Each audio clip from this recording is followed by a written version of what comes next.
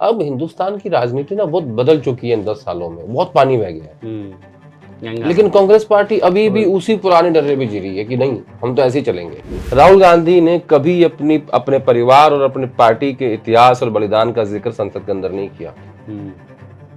प्रियंका ने अपने एक भाषण और एक इंटरवेंशन में 2 चीजें बताई, एक नेहरू के बारे में और एक इंदिरा गांधी के बारे में। वेणुगोपाल जाते हैं राहुल गांधी के पास, कहते हैं कि sir everybody is behind me. तो उनकी जेब में ना एटीएम कार्ड नहीं होता, विक्टिम कार्ड होता है। हिंदुस्तान का एकमात्र नेता ऐसा जो बीजेपी के साथ और सेकुलर है। इंडिया अलायंस का लगभग मकसद जो है वो पूरा हो चुका है मेरे हिसाब से, जितनी मेरी राजनीतिक समझ कहती है। क्या कांग्रेस में बड़ा उलटफेर होने वाला है? सीडब्ल्यूसी की बैठक चल रही है और उस बैठक में कौन सा ऐसा फैसला लिया गया जिस फैसले के तह में गांधी परिवार ही सवालों के घेरे में आ गया? क्या प्रियंका गांधी को लेकर कांग्रेस पार्टी ने कोई बड़ा सोच रखा है? केसी वेणुगोपाल क्या जनरल सेक्रेटरी संगठन के पद से हट रहे हैं? उनकी जगह क्या अशोक गहलोत को बैठाया जाएगा? अगर अशोक गहलोत बैठते हैं तो सचिन पायलट की राजनीति पर क्या असर होगा?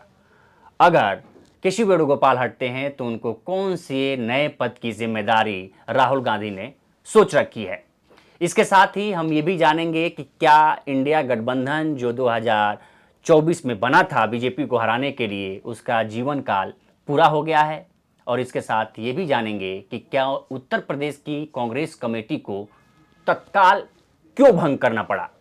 इन सारे सवालों का जवाब हम जानेंगे। इसके साथ ही और सवाल हैं जो जनता हमसे पूछती है, उन सवालों के जवाब भी जानेंगे। उसमें सचिन पायलट को लेके सवाल है, केसी वेणुगोपाल को लेके सवाल है, खड़गे की नेतृत्व को लेके सवाल है, राहुल गांधी की इमेज को लेके सवाल है, और संसद में जो धक्का मुक्की हुआ उसको भी लेके सवाल है। इन सारे सवालों का जवाब हम आदेश रावल जी से जानेंगे। हमारे साथ आदेश रावल जी है, तो आइए शुरू करते हैं।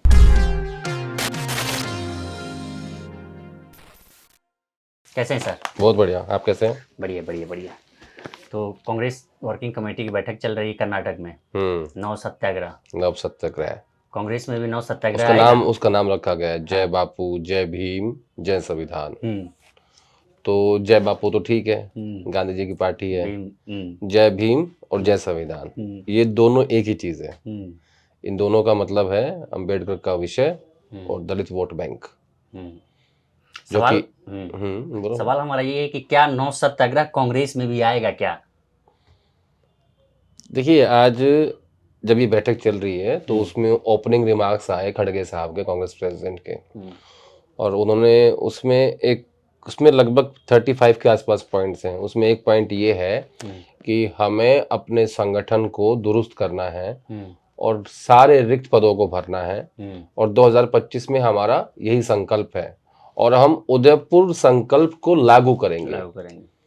अप्रैल 2022 में उदयपुर अधिवेशन हुआ था, जहां कुछ संकल्प थे कि सबसे पहले था कि हम इलेक्शन डिपार्टमेंट बनाएंगे ताकि हम अच्छे से चुनाव लड़ सकें। लगभग 3.25 साल हो गए, आज तक वो डिपार्टमेंट नहीं बना। एक व्यक्ति एक पद का था, वो नहीं हुआ। एक व्यक्ति एक परिवार एक टिकट। हाँ, संगठन में 5 साल के बाद आपको रेस्ट देना था, वो नहीं हो पाया। मतलब जो भी इन्होंने संकल्प लिए थे पिछले 3.25 साल में लागू नहीं हुए। अब इन्होंने ये कहा कि हम 2025 में उसको लागू करेंगे, तो देखते हैं। लेकिन सवाल ये भी उठेगा ना कि उस संकल्प में उदयपुर वाले में सबसे बड़ा जो निकल के आया, उसमें कहा गया कि एक व्यक्ति एक पद, एक परिवार एक टिकट। सवाल तो कांग्रेस के पहले गांधी परिवार से ही उठेंगे कि भाई आपके ही परिवार में 2-3 लोग हैं जो टिकट पे आए हैं। तीनों पद पे हैं। सवाल तो उठेंगे ना, जाहिर सी बात है। क्यों नहीं उठेंगे, जरूर उठेंगे। तो कैसे उसको डैमेज कंट्रोल करेगी कांग्रेस? क्या दिखाएगी? नहीं, उनको ये कहना पड़ेगा कि प्रियंका गांधी वाड्रा जो है वो मैरिड है, उनकी अलग फैमिली है, और हम दोनों अलग हैं, माँ और बेटा। और क्योंकि वो सोनिया गांधी कांग्रेस संसद दल की नेता हैं और राहुल गांधी एलओपी हैं, तो जस्टिफाई तो ऐसे करेंगे ना।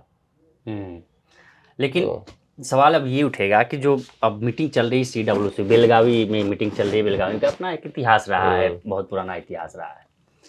सवाल ये है कि आखिर उसमें से क्या मंथन कर रही है कांग्रेस वहाँ से, या और क्या संदेश देने की? जैसे आपने कहा कि जय भीम और जय संविधान। संविधान। ये हम शायद पहली बार देख रहे हैं कि गांधी के साथ भीम को जोड़ के कांग्रेस ये मुद्दा बना रही है। कितना कारगर वहां से निकल के सामने आएगा कांग्रेस के लिए? देखिए, समय समय पे कांग्रेस पार्टी ऐसे मंथन करती रहती है। मैं भी ऐसे बहुत सारा अधिवेशन अटेंड कर चुका हूँ। जयपुर में गया, रायपुर, उदयपुर, एक बुराड़ी में हुआ था। 17 साल में मैंने भी 4-5 अधिवेशन अटेंड किए हैं। तो जब भी कांग्रेस पार्टी किसी बड़े क्राइसिस में होती है या कोई बड़ा फेरबदल करना चाहती है, जैसे जब 2012-13 की बात है, जब राहुल गांधी को बनाया था वाइस प्रेसिडेंट जयपुर में, तो मैं उसमें भी मौजूद था। तो उस वक्त ऐसी तैयारियां होती हैं, तब कांग्रेस पार्टी सत्ता में थी। उसके बाद उदयपुर होता है, उसके बाद रायपुर होता है, ये सब तब हुए जब आप बिल्कुल ढलान पे थे। ठीक है, आपकी स्थिति बहुत खराब थी। और बेलगावी भी उसका एक उदाहरण है कि कर्नाटक में सरकार आपकी भले ही है, लेकिन अभी अभी आप 2 महत्वपूर्ण राज्य हारे हो, महाराष्ट्र और हरियाणा, और आपके पास संगठन के नाम की कोई चीज है नहीं। ठीक है।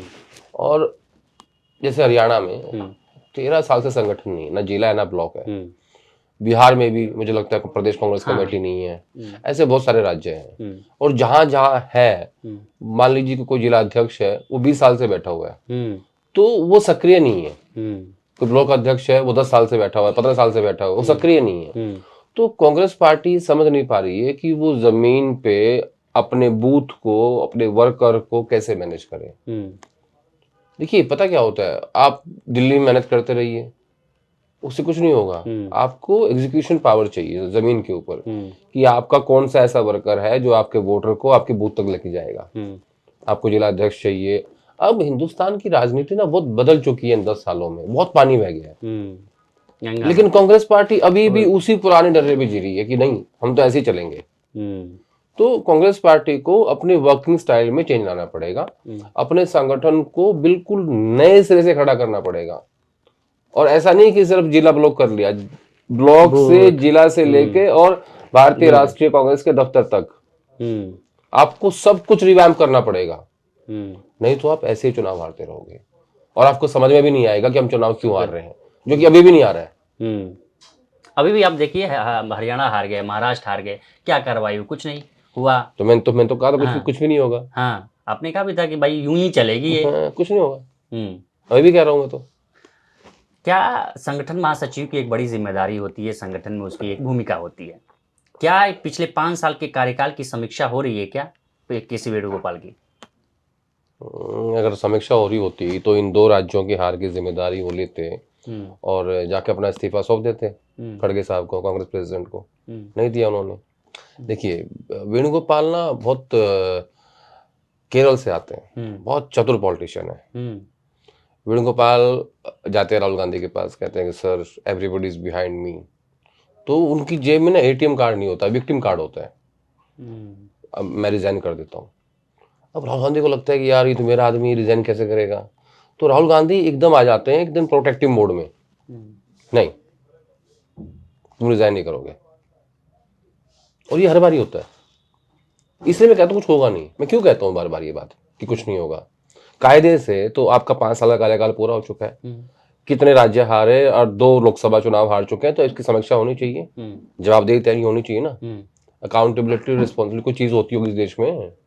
आपने उदयपुर में तय भी किया था कि एक व्यक्ति 5 साल से ज्यादा नहीं रहेगा किसी भी संस्थान में, किसी भी संस्थान में, किसी भी पार्टी में, हर जगह जिस व्यक्ति जिस पद पे बैठता है उसकी एक जिम्मेदारी बनती है, उसकी एक जवाबदेही होती है। यहाँ पे नहीं है।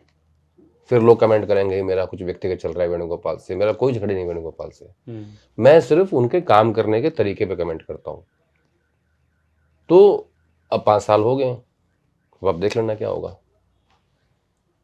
अशोक गहलोत, वेणुगोपाल, दोनों के कार्यकाल को कैसे देखते हैं आप, एक कांग्रेस कवर करने वाले पत्रकार के तौर पे? अशोक गहलोत 5 साल तक जीएसओ नहीं रहे, वो छोटे टाइम तक रहे। उसके बाद फिर 18 में सरकार आ गई राजस्थान में, वो मुख्यमंत्री बनके चले गए। उनका कार्यकाल बहुत छोटा था। और उस दौर में और इस दौर में बहुत डिफरेंस है, बहुत डिफरेंस, मतलब बहुत ज्यादा डिफरेंस है। क्योंकि जब अशोक गहलोत जीएसओ थे तो उस वक्त कांग्रेस पार्टी के बाकी सीनियर नेता, अहमद पटेल सब थे, और अशोक गहलोत एकमात्र पावर सेंटर नहीं थे। इस राहुल गांधी के दौर में केसी वेणुगोपाल एकमात्र पावर सेंटर है।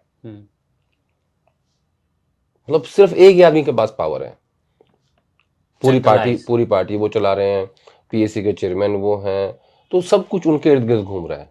और जबकि ये काम 10 लोग कर सकते हैं, जितना काम उनके पास है उसमें आप 9 लोगों को और एडजस्ट कर दो तो 10 लोग उतना काम पार्टी के लिए कर सकते हैं और उन सबको जिम्मेदारी भी आप दे सकते हो। लेकिन नहीं हो रहा ऐसा। जबकि आरोप ये लगते थे कि सोनिया गांधी के समय में कि अहमद पटेल के पास सारी पावर है और वो पूरी पार्टी चलाते हैं, ठीक है। जबकि सोनिया गांधी ने क्या किया था, प्रणब मुखर्जी, ए.के. एंटनी, ऑस्कर फर्नांडिस, ठीक है, ये अंबिका सोनी, ये सब लोग, गुलाम नबी आजाद, इन सब लोगों को रखा था ताकि अहमद पटेल को बैलेंस रखें, ठीक है। यहाँ तो कोई भी नहीं है इस वक्त। तो इस दौर में, ये जो दौर है कांग्रेस पार्टी का, राहुल गांधी का जो सिस्टम चल रहा है, उसमें एक भी आदमी ऐसा नहीं है जो केसी वेणुगोपाल को बैलेंस रखने के लिए रखा गया हो। कुछ नहीं है। वो मतलब वेणुगोपाल मतलब जब घोड़ा चलता है लगाम खींचते हैं ना, वो लगाम है ही नहीं। आजकल क्या यही वजह है क्या कि कांग्रेस को सिंबोलिज्म की राजनीति करनी पड़ रही है, क्योंकि संगठन बहुत कमजोर हो चुका है, संगठन कहीं दिख नहीं रहा। लेकिन सवाल ये लोग पूछ रहे हैं कि जो कांग्रेस सिंबोलिज्म की राजनीति कर रही है, क्या वो रील में शॉर्ट कट के सिर्फ उसका प्रभाव है, रील पे ही प्रभाव है, कि धरातल पे उसका भी कुछ प्रभाव दिख रहा है? सिंबोलिज्म से आपका तात्पर्य क्या है? जैसे मान लीजिए कि प्रियंका गांधी पैलेस्टीन का बैग लेके चली गई हैं, राहुल गांधी नीली टी शर्ट पहन के चले गए, बीएसपी ने कहा कि ये तो फैशन शो, हमारी ये नीली क्रांति थी, इन्होंने फैशन शो में बदल दिया। नहीं, देखिए, ये दो सवाल हैं। एक है संविधान की राजनीति और अम्बेडकर की राजनीति, और दूसरा है प्रियंका गांधी का फिलिस्तीन का बैग और बांग्लादेश का बैग। देखिए, राहुल गांधी की भारत जोड़ो यात्रा से पहले ये सारे इश्यू बीजेपी जो है इनको राष्ट्रवाद से जोड़ देती थी और ये लोग फंस जाते थे। तो भारत जोड़ो यात्रा, caste census, SC ST OBC, इन सब के जरिए कांग्रेस पार्टी ने और राहुल गांधी ने, उनके स्ट्रैटेजिस्ट ने, जितने भी उनके स्ट्रैटेजिस्ट हैं, उन सब ने मिलके कांग्रेस पार्टी का एक अलग नैरेटिव सेट किया।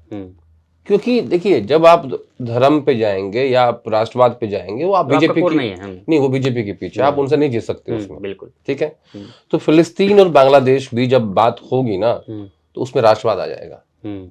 तो मुझे ऐसा लगता है कि प्रियंका गांधी के जो स्ट्रैटेजिस्ट हैं, उनको जो ऑलरेडी पार्टी चल रही है किस पे, भारत जोड़ो यात्रा पे, कास्ट सेंसस पे, अंबेडकर पे, संविधान पे, ठीक है, इन सब इशू से आप उनसे भटक जाते हो।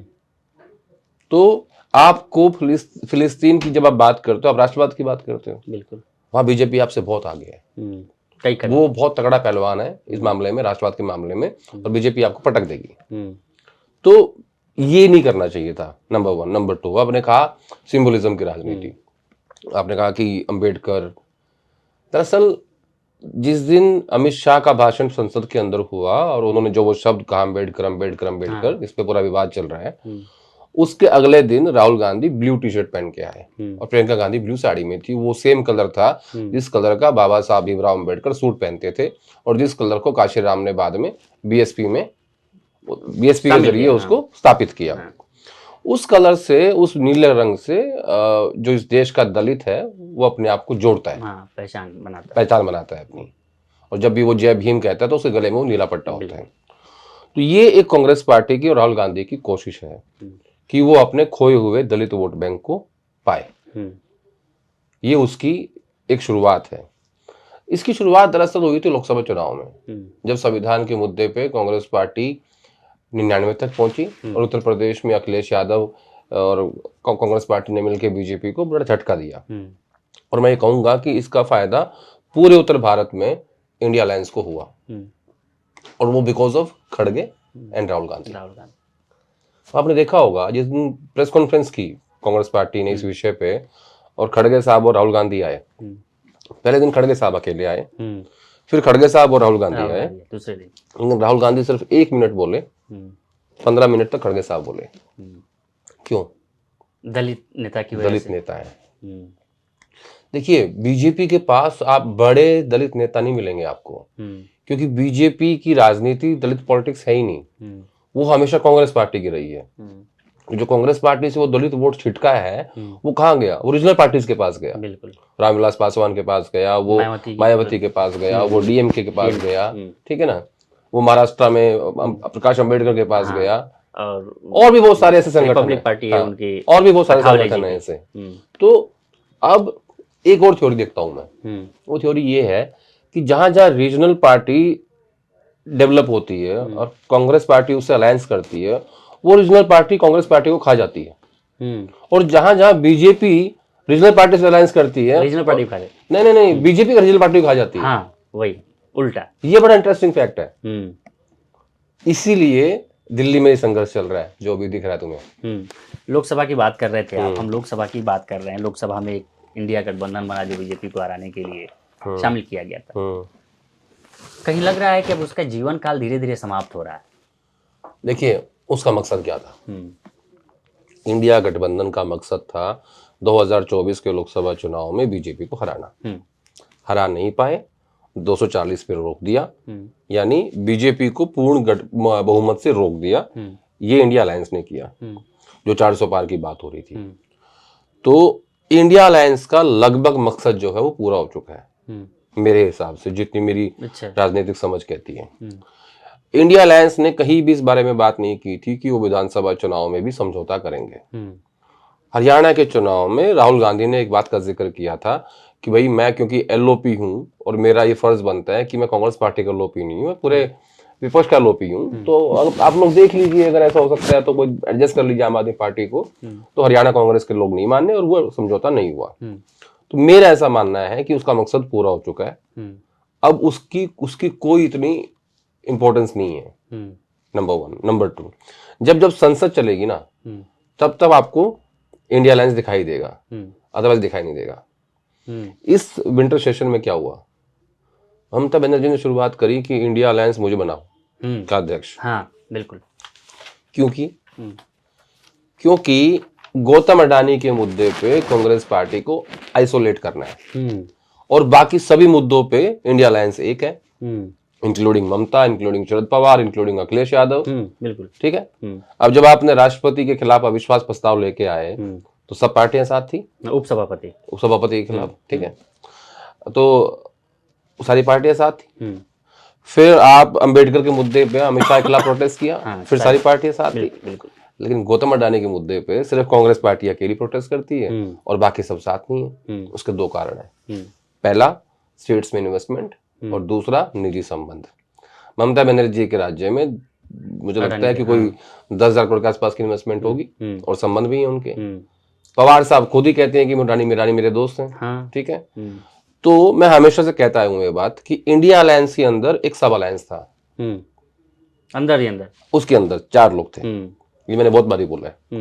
ममता बनर्जी, शरद पवार, अरविंद केजरीवाल और अखिलेश यादव। केसीआर भी अगर ले सकते हैं। नहीं वो नहीं, केसीआर नहीं, ये 4 ही हैं। ममता बनर्जी इंडिया अलायंस में थी, लेकिन जिस तरीके से होना चाहिए था वैसे नहीं थी। वेस्ट बंगाल में आपने क्या किया अलायंस को लेके? कुछ भी नहीं किया। झगड़ा चला पूरे चुनाव में, अधीर रंजन चौधरी वर्सेस ममता बनर्जी। और इंडिया अलायंस को बनाए रखने के लिए खड़गे साहब ने अधीर रंजन चौधरी पे एक्शन लिया। हाँ, उनको हटा भी दिया पार्टी। जब अलायंस को लेके दूसरी बैठक थी शायद जो पटना में हुई थी इंडिया अलायंस को लेकर, राहुल गांधी वहां गए थे और उन्होंने एक शब्द कहा था, एक लाइन कही थी कि मैं यहाँ क्लीन स्लेट के साथ आया हूँ, सब कुछ भुला के आया हूँ। तो इंडिया अलायंस की शुरुआत नीतीश कुमार की अगुवाई में राहुल गांधी ने की थी, क्योंकि राहुल गांधी इस बात को जानते थे कि अगर शुरुआत कांग्रेस पार्टी करेगी तो ये सारी पार्टियां इकट्ठी नहीं हो पाएंगी, वो भी कांग्रेस की छतरी के नीचे। लेकिन नीतीश बाबू की छतरी बड़ी थी, उनकी छतरी सेकुलर थी। देखिए नीतीश कुमार एक कमाल के नेता है। हाँ, बीजेपी मतलब बीजेपी के साथ रहने के बाद भी उनकी छतरी सेकुलर है। ये बहुत मात्र नेता है ऐसा, बिल्कुल हिंदुस्तान का एकमात्र नेता है ऐसा जो बीजेपी के साथ और सेकुलर है। आज जो हर्षद पीडीपी का हुआ है जम्मू कश्मीर में, वो सिर्फ इसलिए हुआ है क्योंकि उसने बीजेपी से समझौता किया था। हाँ, आप देखिए जयंत चौधरी को, जो जयंत चौधरी कितने बड़ी बड़ी बातें करते थे, आज उनका एक प्रवक्ता कहा जा, अब ये तथाकथित है या क्या है पूरे तरीके से कहा गया कि अमित शाह के खिलाफ एक प्रवक्ता ने बयान दे दिया, पूरे प्रवक्ताओं की लिस्ट ही खत्म कर दी गई, सारे प्रवक्ताओं को अपने पद से हटा दिया जयंत चौधरी ने अपनी पार्टी के। अभी 24 चल रहा है, 2 साल बचे हुए हैं चुनाव में यूपी के, देखते हैं। हाँ 27 में।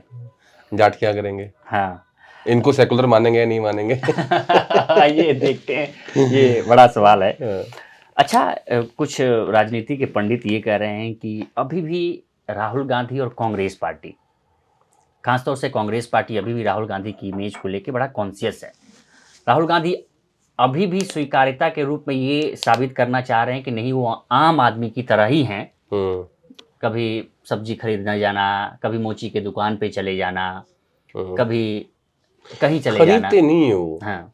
वो जाके उनकी समस्याओं को सुनते हैं और फिर उन समस्याओं को उजागर करते हैं अपने यूट्यूब के जरिए। तो राहुल गांधी ऐसे अभी नहीं है। मैं 2007 से कांग्रेस पार्टी कवर कर रहा हूँ। उस समय मनरेगा के मजदूरों के पास जाके वो मिट्टी उठवाना, वो तस्वीरें आज भी हैं, दिखाई देती हैं कई बार। एक वो तसला सर पे रखा होता है उनके, भट्टा परसोल की यात्रा, ये सब मैंने, भट्टा परसोल वाला, ये सब मैंने कवर किया हुआ है। भट्टा परसोल की यात्रा पैदल करना और फिर ये कहना कि नई भूमि अधिग्रहण बिल लेके आना, किसानों की जमीन के लिए संघर्ष करना। राहुल गांधी को ये लगता है, दरअसल क्या हुआ 2019 में जब उन्होंने इस्तीफा दिया ना, तो उनको पार्टी ने ये कहा कि आप वापिस अध्यक्ष बनो। तो राहुल गांधी बोले कि देखो, आप लोग ये चाहते हो कि मैं सिर्फ इस दौर में हिंदुओं की बात करूं, मैं मुसलमान की बात ना करूं, मैं सिख की बात ना करूं, मैं ईसाई की बात ना करूं। आप लोगों को लगता है कि हमें सिर्फ वोट बैंक पॉलिटिक्स करनी चाहिए। बोला ये काम मैं नहीं करूंगा। अगर कांग्रेस प्रेसिडेंट का काम ये है कि हर वो व्यक्ति जिसके ऊपर कोई अत्याचार हो रहा है या जो प्रताड़ित है, उसकी आवाज उठानी चाहिए कांग्रेस प्रेसिडेंट को। वो चाहे मैं हूं, चाहे खड़गे साहब है या कोई और है। इसलिए राहुल गांधी जो है दोबारा अध्यक्ष नहीं बने थे। तो राहुल गांधी ना बहुत अलग तरह का आदमी है। अच्छा, इसी पे हमारा एक सवाल उठता है, हमारा एक निजी सवाल है। राहुल गांधी के व्यक्तित्व पे प्रियंका गांधी आई, प्रियंका गांधी के साथ राहुल गांधी की जो एक मेल मिलाप, भाई बहन का जो प्यार था वो दिखा। लेकिन एक और चीज हमको एक नजर आई कि प्रियंका गांधी जब आई तो उनका फोटो खींचना एक बड़े प्यार से, क्योंकि भाई बहन का रिश्ता है तो प्यार से ही लेंगे, आगे चलने वाली रणनीति नहीं दिखी। क्या स्टेप फॉरवर्ड, जैसे कहते हैं कि एक लीडर हैं तो एक लगता है कि आपका हो रहा है लीडर वाला, एक लीडरशिप है आपके कांग्रेस में, बड़े किसका? लीडर। प्रियंका का या नहीं, राहुल गांधी का। हाँ, प्रियंका गांधी वहां थोड़ा हाई नजर आई। प्रियंका गांधी का आप देखेंगे, आप बॉडी लैंग्वेज उनका देखेंगे, जब संसद में प्रवेश करती हैं तो सारे कैमरे उनकी तरफ। तुलना भी होने लगी है, भाषण जो प्रियंका गांधी ने पहला अपना भाषण दिया उसके बाद से तुलना टीवी चैनलों पे भी आ रहा है कि भाई प्रियंका गांधी का भाषण ऐसा था, इनका ऐसा था। व्यक्तित्व के बारे में आपका नजरिया क्या है? राहुल गांधी क्योंकि 5वीं बार लोकसभा के सांसद हैं, प्रतिपक्ष के नेता हैं, पूर्व कांग्रेस पार्टी के अध्यक्ष हैं, उनके बारे में अभी पब्लिक के पास उनको पब्लिक 20 साल से राजनीति में देख रही है। प्रियंका गांधी क्योंकि पहली बार सांसद बनी है, पहली बार संसद में आई हैं, तो जो भी मतलब एक नई चीज होती है उसका एक चार्म होता है। तो अभी प्रियंका को लोग जज करेंगे उनके भाषणों से, उनकी राजनीति से, उनके काम करने के तरीके से, उनके कपड़ों से, उनके बोलने से, उनके हेयर स्टाइल से, उनके चश्मे से, जितने भी तरीके होते हैं जज करने के, वो सब उनके साथ अभी होगा। ये फर्क है दोनों में अभी। लेकिन दोनों के बीच में जो राजनीतिक रूप से फासला है वो बहुत ज्यादा है। इमेज को लेके? नहीं, राजनीतिक रूप से जो फासला है। राहुल गांधी 5वीं बार के सांसद हैं, निश्चित रूप 54 साल की उम्र में। प्रियंका गांधी 52 साल की उम्र में पहली बार की सांसद हम इमेज के लेके बात कर रहे हैं। नहीं, इमेज को लेके क्या, राहुल गांधी की जो इमेज है वो डेवलप हो चुकी है। राहुल गांधी की जो पप्पू की इमेज थी वो उन्होंने उसको डिस्ट्रॉय किया भारत जोड़ो यात्रा के जरिए, और ये करके दिखाया है कि मैं राहुल गांधी, इसको आप ये कहते हो कि मैं सीरियस पॉलिटिशियन नहीं हूं, मैं 3500 किलोमीटर की पैदल यात्रा 25 किलोमीटर रोज चल के ये साबित कर सकता हूं कि मैं सीरियस पॉलिटिशियन हूं। ये कहना पड़ता है आपको? क्यों ये कहना पड़ता है कांग्रेस को? नहीं, कहना नहीं पड़ता है, मैं वो नहीं कह रहा हूं। राहुल गांधी की उस यात्रा के बाद जनता के बीच में उनकी सोच को लेके, उनके लीडरशिप को लेके बदलाव आया है। अगर आप यात्रा से पहले के राहुल गांधी को देखोगे तो उन्हें लोग सीरियस पॉलिटिशियन नहीं मानते थे। हाँ, वही हम और उसमें राहुल गांधी हमेशा की बात कहते हैं कि बीजेपी ने बहुत पैसा पुश किया मेरी इमेज खराब करने के लिए। और मैंने उनके हजारों करोड़ रुपए को 6 महीने में वॉश आउट कर दिया यात्रा के जरिए। हाँ, ये दिखता भी है राहुल गांधी। नहीं, वो कहते हैं इस बात को। हाँ, वो कहते भी है और ये दिखता भी है। यही सवाल था। अब हम चलते हैं थोड़ा संसद के भाषण पे, जो तुलना लोग कर रहे हैं प्रियंका गांधी के और राहुल गांधी के भाषण को। अगर हम प्रियंका गांधी के भाषण को हम आपसे पूछे कि आप किस तरह से देखें प्रियंका गांधी के भाषण को? प्रियंका गांधी का भाषण मैं ऐसे देखता हूँ, प्रियंका गांधी के सबसे बड़ी बात यह है प्रियंका गांधी की, वो हिंदी में सोचती हैं और हिंदी में बोलती हैं। राहुल गांधी अंग्रेजी में सोचते हैं और हिंदी में बोलते हैं, ये मूल डिफरेंस है। प्रियंका गांधी के भाषण में जब आपने शब्द सुने होंगे तो बड़े सरल शब्द थे। हाँ। प्रियंका की जो भाषा है वो आम आदमी जैसी भाषा है। वो शब्द का इस्तेमाल करती हैं जो कोई भी समझ ले, एक जो लेमैन होता है वो समझ ले, ठीक है ना, कि बहुत धैर्य है उनकी, ठहराव है उनके भाषण में। और जब वो एग्रेसिव नहीं होती, राहुल गांधी एग्रेसिव हो जाते हैं। बीच बीच में मजाकिया अंदाज भी उनका, मजाक नहीं, प्रियंका गांधी ने सब कुछ किया। उन्होंने पंडित नेहरू ने इस देश के लिए कौन कौन से इंस्टीट्यूशन बनाए वो बताया, IIT, IIM, भाखड़ा नांगल बांध, ONGC, गेल, सेल, सब बताया, ठीक है। नेक्स्ट उनके इंटरवेंशन में जो उन्होंने बांग्लादेश पे की, उन्होंने बताया कि बांग्लादेश उसूलों की लड़ाई में मेरी दादी ने बनाया था, ठीक है। राहुल गांधी ने कभी अपने परिवार और अपने पार्टी के इतिहास और बलिदान का जिक्र संसद के अंदर नहीं किया। प्रियंका ने अपने एक भाषण और एक इंटरवेंशन में 2 चीजें बताई, एक नेहरू के बारे में और एक इंदिरा गांधी के बारे में। ये फर्क है दोनों के बीच में। और बताता हूं, जो मूल फर्क है, वो जो सबसे ज्यादा फर्क है वो ये है कि प्रियंका गांधी हिंदी में सोच के हिंदी में बोलती हैं, हाँ, राहुल गांधी अंग्रेजी में सोच के हिंदी में बोलते हैं। इसलिए राहुल गांधी अक्सर अपने भाषण में फंस जाते हैं, इसलिए बीजेपी उनको आसानी से ट्रोल कर पाती है।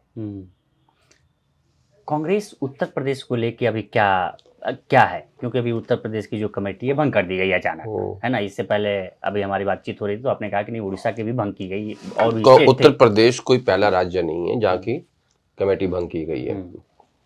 सबसे पहले की गई थी उड़ीसा की, फिर की गई हिमाचल प्रदेश की, और अब की गई उत्तर प्रदेश की। उसके पीछे की कहानी ये है कि राहुल गांधी संभल जा रहे थे प्रियंका गांधी के साथ में, और वहाँ जो भी घटना घटी थी उन पीड़ितों से मिलने, तो गाजीपुर बॉर्डर पे उनको रोक दिया गया, और वहाँ मेरे हिसाब से 100-150 कार्यकर्ता ही पहुंच पाए थे, ठीक है। यानी आपकी पार्टी का नेता जब जा रहा है तो उत्तर प्रदेश है, दिल्ली है, कायदे से दिल्ली भी भंग कर देनी चाहिए थी अगर मैं होता तो, लेकिन क्योंकि दिल्ली में चुनाव है इसलिए नहीं किया होगा, ठीक है। तो और 150 लोग वहां पहुंच रहे हैं, आपके नेता के आसपास इतने लोग नहीं हैं कि वो गाड़ी से उतर कर बैरिकेड तक जा सके। यूथ कांग्रेस भी नहीं दिखा, मैं कह रहा हूँ ना, यूथ कांग्रेस, महिला कांग्रेस, NSUI, उत्तर प्रदेश कांग्रेस कमेटी, दिल्ली प्रदेश कांग्रेस कमेटी, इन सब को इमीडिएट इफेक्ट भंग कर देना चाहिए था, और जितने इनके अध्यक्ष हैं सबको बर्खास्त कर देते। तुम्हारा नेता जा रहा है, वो अपनी गाड़ी से बैरिकेड तक नहीं पहुंच पा रहा, उसके पास 500 लोग नहीं है। तो मैं इस संगठन की बात कर रहा था, इसीलिए आप जो मैंने शुरुआत में कहा ना कि इनके पास संगठन नहीं है, और जो है वो उसमें जंग लग चुका है। इसीलिए आप कहते हैं कि ये तो यूं ही चलेगी कांग्रेस, रोडवेज की बस है। एक सवाल बड़ा उठा संसद में धक्का मुक्की का। प्रताप सारंगी ने डायरेक्ट कहा कि नहीं राहुल गांधी, हालांकि उन्होंने ये नहीं कहा कि राहुल गांधी ने धक्का दिया, उन्होंने कहा कि राहुल गांधी ने एक दूसरे सांसद को धक्का दिया, वो गिरा, फिर हम गिर गए, बीजेपी ने उसका मुद्दा बनाया। जो सबसे बेहतरीन एक जवाब मीडिया में भी, सोशल मीडिया में भी देखने को बोला सचिन पायलट का। सचिन पायलट ने खड़े मन से कहा कि जो व्यक्ति अपने बाप के हत्यारों को माफ कर सकता है वो क्या इस प्रकार का काम कर सकता है। सचिन पायलट की राजस्थान में क्या संदेश देने की कोशिश कर रहे हैं? नहीं, सचिन पायलट संदेश खाली सचिन पायलट ने नहीं, सचिन ने तो कहा ही कहा, जम्मू कश्मीर के मुख्यमंत्री ओमर अब्दुल्ला ने भी कहा कि मैं राहुल को जानता हूँ, वो किसी को धक्का नहीं दे सकते, वो शालीन व्यक्ति है। सचिन ने अपनी पार्टी के नेता को डिफेंड किया कि हमारे नेता ऐसे नहीं है, हमारे नेता ने अपने पापा के हथियार, अपने फादर के हथियारों को माफ कर दिया था, ये तो बहुत छोटी सी बात है। और जितने लोग देखो, मैं तो व्यक्तिगत रूप से जानता हूँ राहुल गांधी को, लेकिन जितना उनके नजदीकी लोगों थ्रू मैं जानता हूँ राहुल गांधी को, सही मायने में से आदमी नहीं है। मतलब कि किसी बुजुर्ग को धक्का दे देंगे या कुछ, मतलब ठीक है, मतलब वैसा व्यवहार नहीं है उनका। तो सचिन ने अपने नेता को डिफेंड किया। अब आप दो चीजें कंपेयर करो, पार्लियामेंट में दो चीजें हुई। एक, अभिषेक मनु सिंघवी की सीट के नीचे पैसा 50,000 का पैकेट मिला, ठीक है, वो कहाँ से आया, किसने रखा, पुलिस ने क्या जांच करी, ठीक है, सीसीटीवी कहाँ है। सेम इस घटना पे आ जाओ, अगर धक्का दिया है, पार्लियामेंट के पास तो पूरा सीसीटीवी फुटेज है, क्यों नहीं निकाल रहे उसको, क्यों डिस्क्लोज नहीं कर रहे। राहुल गांधी ने अपनी प्रेस कॉन्फ्रेंस के बाद ये कहा कि भैया अगर मैंने धक्का दिया है निकाल लो सीसीटीवी फुटेज, मुझे अरेस्ट कर लो। कुछ नहीं हुआ ना, अगर धक्का दिया होता ना उसी दिन फुटेज बाहर आ जाता, और अभी तक पुलिस जो है ना, जो कार्रवाई करनी होती कर लेती। तो व्यक्तिगत रूप से, क्योंकि मैं 17 साल से कांग्रेस पार्टी कवर कर रहा हूँ, मैंने कभी राहुल गांधी के व्यवहार के बारे में ऐसी बात नहीं सुनी।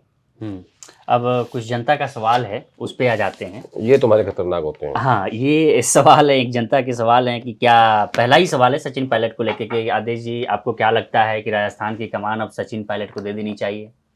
नहीं, मेरे लगने से क्या होता है, हाँ, तो पार्टी को लगे। ये हैं एनआर रावत।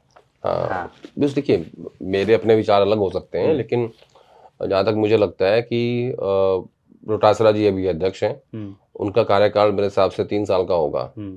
और जब सचिन पायलट को जनरल सेक्रेटरी बनाया गया था इंचार्ज छत्तीसगढ़, वो ये लोकसभा चुनाव से पहले की बात है, और उनको ये कहा गया था लीडरशिप की तरफ से कि आपको हम लोकसभा चुनाव के बाद राजस्थान की कमान सौंपेंगे।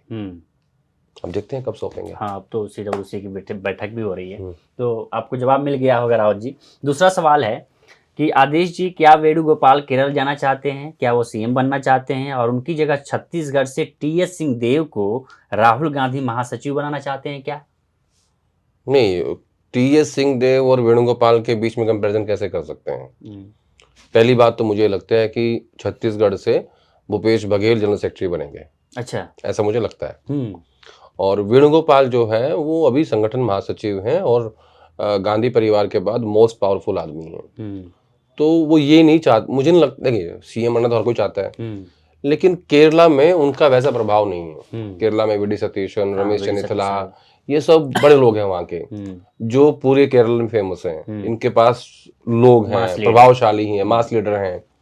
तो अगर राहुल गांधी ने उनको विधानसभा चुनाव से पहले भेज दिया, तो वहां के जो मास लीडर्स हैं वो ही कांग्रेस पार्टी को हरवा देंगे।